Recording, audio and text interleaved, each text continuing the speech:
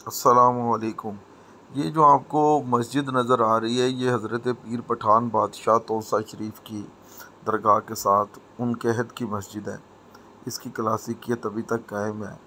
पीर पठान हज़रत ख्वाजा नूर मोहम्मद मुहारवी के लाडले खलीफा थे, जिनके लिए हज़रत ख्वाजा फ़खरुद्दीन जहाँ दहलवी ने कलम और कुर्ता भी भिजवाया था कि अपने मुरीद को दोहराना। ये तालाब भी उसी दौर का है और यहाँ हज़रत पीर पठान इस सहन में दरस हदीस दिया करते थे। 5,000 के करीब तलबा होते थे।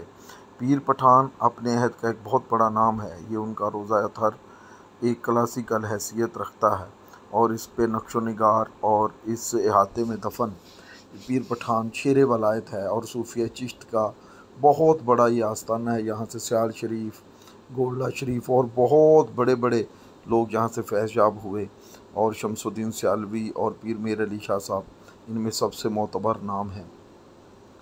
तो हज़रत पीर पठान सूफिया चिश्त में अपनी मखसूस पहचान रखते थे और अफ़गानिस्तान के बड़े बड़े शाह और बादशाह इनके मुरीद थे और इनके अगर ग़ुलाम ज़िद कर बैठे कि हजूर 1000 रुपया अमानुल्लाह से मैं पकड़ लाया हूँ, भैंस और कुछ कर्ज़ उतारना था, अब आप सिखों को मुल्तान तक रोकिए, तो पीर पठान थोड़ा सा उसको डांटने के बाद कहें कि आइंदा के बाद ऐसा नहीं करना।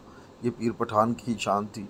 ये जो आपको कुतुब खाना नज़र आ रहा है, ये पीर पठान की दरगाह के साथ मुअल्लिक एक दरवेश दोस्त हमारे रमज़ान मोहनी साहब का है, जिनके पास नादरो नायाब मखतूते हैं। बहरहाल पीर पठान का फैज़ जारी है, उनकी दरगाह आज भी लोगों में फैज़ बाँट रही है। बहुत शुक्रिया।